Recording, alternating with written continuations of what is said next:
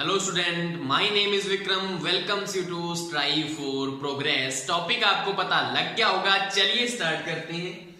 हमारा next numerical है a stone is thrown vertically upward with an initial velocity of 40 metre per second. तो मैंने एक पत्थर लिया, उसको मैंने 40 मीटर पर सेकेंड से ऊपर की तरफ फेंका। अब ये कौन सा मोशन है? ग्रेविटी के अपोजिट डायरेक्शन में, क्योंकि ग्रेविटी उसको नीचे की तरफ खींचती है, हमने उसकी अपोजिट डायरेक्शन में फेंका है। तो इक्वेशंस ऑफ मोशन कौन सी होंगी? नेगेटिव साइन वाली।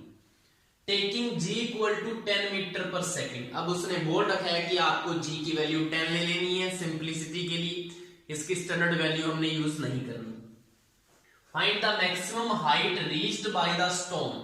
मतलब हमने ऊपर की तरफ फेंका तो उसने कितनी हाइट कवर कर ली वो हमने फाइंड करनी है। एक तो what is the net displacement, displacement कितनी हुई है, and the total distance covered by the stone. तो हमने तीन चीजें इसमें फाइंड करनी है, एक तो मैक्सिमम हाइट, दूसरा डिस्प्लेसमेंट और तीसरी डिस्टेंस। डिस्प्लेसमेंट और डिस्टेंस आपने 8th चैप्टर में पढ़ा था, कैसे फाइंड करते हैं। चलो सबसे पहले हम इसकी हाइट निकालते हैं, उसके लिए पहले डायग्राम बना देता हूं मैं आपके लिए। ये हमारा क्या था? एक स्टोन था। स्टोन को मैंने इनिशियल वेलोसिटी से, इनिशियल वेलोसिटी को किससे रिप्रेजेंट करते हैं? u से। तो यहाँ पे क्या आएगा? इनिशियल वेलोसिटी कितनी थी? 40 मीटर पर सेकेंड से मैंने इसको ऊपर की तरफ फेंका। अब अगर कोई भी ऑब्जेक्ट को हम ऊपर की तरफ फेंकते हैं तो किसी हाइट को कवर करके वो वहां पे क्या कर जाता है? रेस्ट पोजीशन पे आता है, फिर नीचे आ जाता है ग्रेविटी की वजह से आएगा ना। तो एक पोजीशन पे जाके वो रुकेगा, तो मतलब उसकी जो फाइनल वेलोसिटी होगी वो क्या हो जाएगी? रेस्ट पोजीशन पे क्या हो जाती है? 0। तो फाइनल वेलोसिटी को u से लिखते हैं, v से लिखते हैं सॉरी। तो v equal to 0 metre per second आ जाएगा। v equal to 0 metre per second आ गया। अब हमने ये वाली हाइट फाइंड करनी है कि उसने कितनी हाइट मैक्सिमम कवर कर ली, h की वैल्यू फाइंड करनी है हमें। तो कौन सी इक्वेशन लगेगी आपके लिए? देखो v इक्वल टू क्या होता है? u। अब ऊपर की तरफ मोशन है तो g का नेगेटिव साइन आएगा, u minus gt। h equal to क्या होता है? ut minus half gt square. And third equation होती है v square equal to u square minus 2gh। ये वाले इक्वेशंस बन जाएंगी। अब देखो टाइम तो आपको पता नहीं है, तो ना तो ये लगेगा ना ये लगेगा। कौन सी इक्वेशन लगेगी? ये वाली, जिसमें आपको हाइट फाइंड करनी है। g आपको 10 दिया हुआ है, u भी आपको पता है, v भी आपको पता है। तो इस इक्वेशन में आपने क्या करनी है? वैल्यूज पुट करनी है, करवाओ पुट। v की वैल्यू कितनी है? 0। तो 0 का स्क्वायर इक्वल टू u की वैल्यू कितनी है? 40 मीटर पर सेकेंड। तो 40 का स्क्वायर माइनस 2 इंटू g की वैल्यू कितनी दी हुई है? 10 आपको, इनटू आपको हाइट फाइंड करनी है तो h आ गया। तो ये आपकी सारी इक्वेशन पुट होगी। अब 0 का स्क्वायर तो 0 ही होता है, 40 का स्क्वायर कितना हो जाएगा? 1600 माइनस यहाँ पे 10 टू 20, तो 20h आ जाएगा। तो यहाँ पे जो इधर वाली साइड आएगा तो पॉजिटिव का हो जाएगा, तो 20h इज इक्वल टू 1600 आ जाएगा। और हाइट की वैल्यू कितनी आ जाएगी? 1600 डिवाइड बाई 20। एक 0 से एक 0 कट जाएगी, 2 8 16 होते हैं, तो यहाँ पे साथ में 0 है। तो हाइट आपकी आ गई 80 मीटर या 80 मीटर आपकी क्या आ चुकी है? हाइट आ चुकी है। उसकी मैक्सिमम हाइट उसने कितनी कवर की? यहां से यहां तक 80 मीटर। फर्स्ट क्वेश्चन आपका हो गया। अब उसने क्या पूछा है? What is the net displacement. तो डिस्प्लेसमेंट क्या होती है? उसकी जो इनिशियल पोजीशन और जो उसकी फाइनल पोजीशन है उसके बीच की जो सीधी दूरी होती है ना, जो सीधी उसकी स्ट्रेट लाइन जो लेंथ होती है, वही उसकी डिस्प्लेसमेंट होती है। अब आपको समझने वाली ये चीज है कि मैंने स्टोन को 40 मीटर पर सेकेंड से ऊपर की तरफ फेंका, वहां पे उसकी फाइनल वेलोसिटी 0 हुई, ग्रेविटी ने उसको वापस नीचे की तरफ खींच लिया। तो मतलब वो ग्राउंड से चला और ग्राउंड पे ही वापस आ गया। तो उसकी इनिशियल पोजीशन कौन थी? जो मेरे हाथ में था, ग्राउंड पोजीशन में था। और फाइनल पोजीशन भी कौन सी है? वहीं पे मेरे पास ही वो पहुंच गया ग्राउंड पे। तो इनिशियल और फाइनल पोजीशन दोनों सेम ही है। मतलब अगर वो यहां से चला है ग्रेविटी की वजह से वापस यहीं पे तो आएगा, ठीक है। तो उसकी डिस्प्लेसमेंट क्या होगी? डिस्प्लेसमेंट कैसे लिखते हैं? तो 0 ही आएगा। अगर कोई भी ऑब्जेक्ट जैसे कि आप मान लो यहां से ए पॉइंट से चला है और बी पॉइंट तक गया और वापस क्या आ चुका है, बी से ए पॉइंट तक आ चुका है, तो उसकी जो नेट डिस्प्लेसमेंट है जीरो मानी जाती है। नेट डिस्प्लेसमेंट उसकी क्या होगी, जीरो। यही सेम चीज इस केस में भी हो रही है, वो ऊपर की तरफ गया, वापस ग्रेविटी ने नीचे की तरफ खींच रही है, तो वही पोजीशन आ गई है, वो ए पॉइंट में वापस आ चुका है, तो नेट डिस्प्लेसमेंट जीरो है। लेकिन उसकी जो डिस्टेंस उसने जो कवर की है, डिस्टेंस होती है टोटल जो उसने दूरी कवर कर ली, मतलब टोटल वो कितना चला, हमारा पत्थर टोटल कितना चला, तो ऊपर की तरफ आपको पता है चला, फिर वापस उसने ग्रेविटी ने नीचे की तरफ खींच लिया, तो दोनों डिस्टेंस कवर कर ली। ऊपर वाली हाइट कितनी है, 80 मीटर, मतलब 80 मीटर ऊपर गया तो 80 मीटर नीचे भी तो आएगा, तो उसकी जो डिस्टेंस है उसको डी से लिखते हैं, तो 80 ऊपर गया प्लस 80 नीचे आया, तो टोटल उसकी डिस्टेंस होगी है 160 मीटर।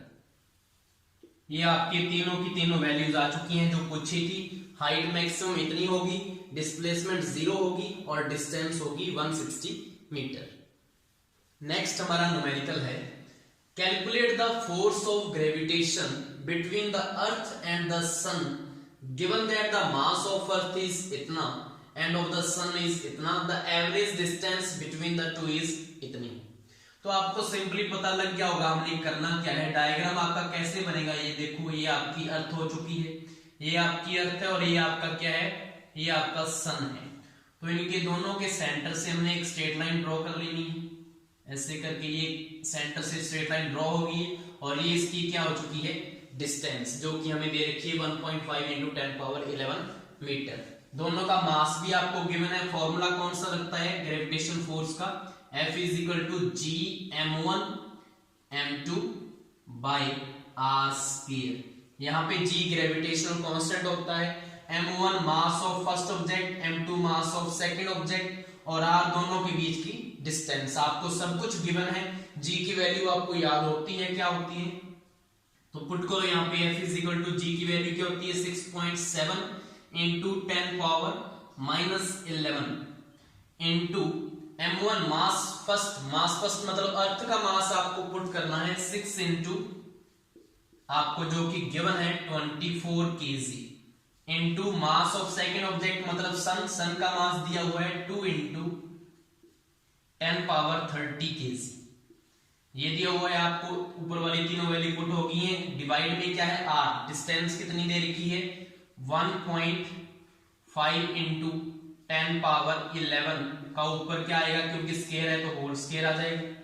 यहां तक पुट हो गया। अब क्या करना है हमें, हमारा फर्स्ट काम क्या होता है, पॉइंट्स को हटाओ और 1 के साथ 0 लगाओ जितने लगेंगे और 10 की पावर को एक साथ इकट्ठा कर दो, ये हमारा काम होता है। तो यहां से मैं स्टार्ट कर रहा हूं इसको, F = इसको मैं 67 लिख रहा हूं और नीचे क्या आ जाएगा, तो 10 आ जाएगा, क्योंकि पॉइंट हटाएंगे तो नीचे 10 आ जाएगा।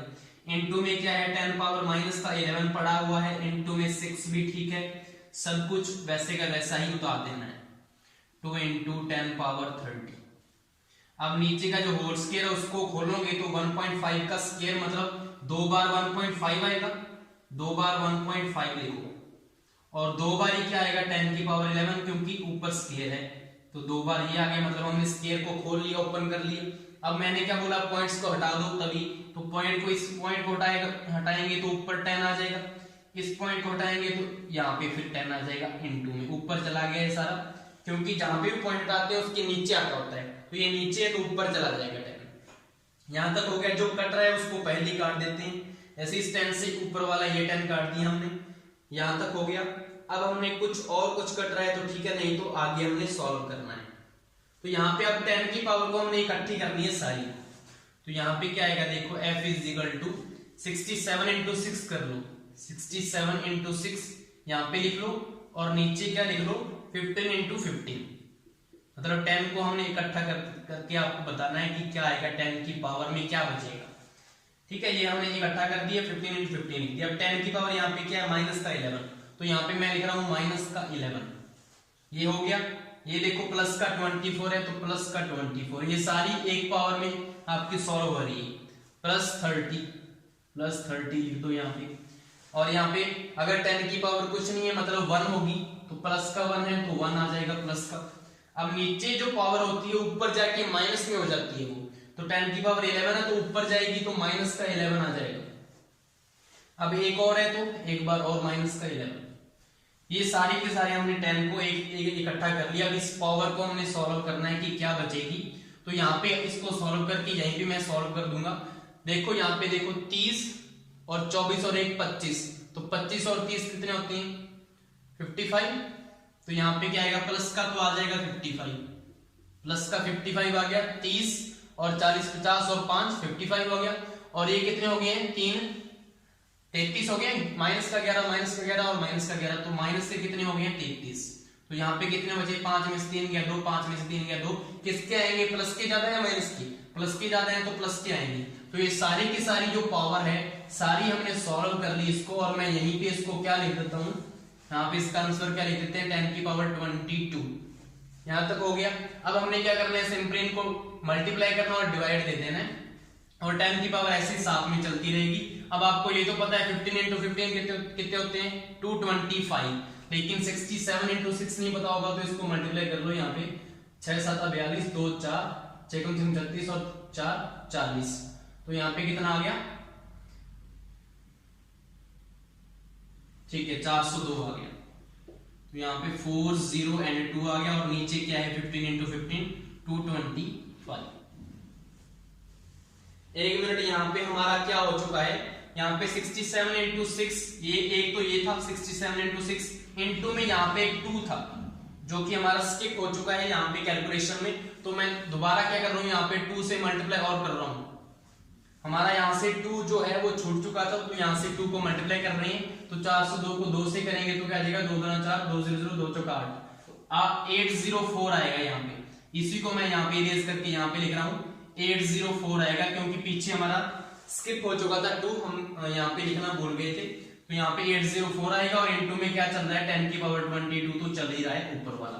अब 804 में हमने क्या करना है 225 का डिवाइड देना है सिंपली, और हमारा आंसर आ चुका है 225 का डिवाइड देंगे कितने पे जाएगा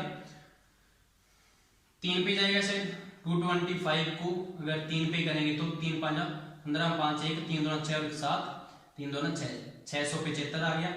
और अगर 4 पे करते तो ऊपर चला जाता, तो 3 पे जाएगा 6 7 एंड 5। यहां से क्या आएगा, यहां से 14 में से 5 गया कितने हो गए 6 7 8 9 10 11 12 13 14 9 हो गए 9। और यहाँ पे 9 में 7 गए 2 आ चुके हैं। और यहाँ पे 7 में 6 गया 1 आ जाएगा।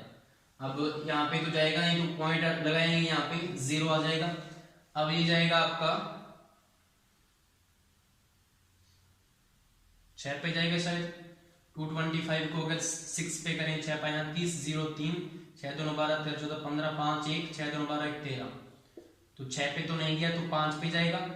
225 को 5 से मल्टीप्लाई कर लो, 5 5 25 5 2 5 2 10 2 12 1125, तो 5 पे जाएगा ये 1125 आ जाएगा। 10 में से 5 गया 5, अब 8 में से 2 गया 6 होते हैं, 2 में से 1 गया 1, पॉइंट तो लगा हुआ है 0। अब देखो 5 पे तो 6 पे चला जाएगा, देखो यहाँ पे 6 है। और अगर 7 के ऊपर भी देखें तो कितना आ रहा है 7 5 35 5 3 7 9 14 15 16 17, तो 7 पे भी जा रहा है। तो यहाँ पे क्या आ जाएगा 7 पे चला जाएगा।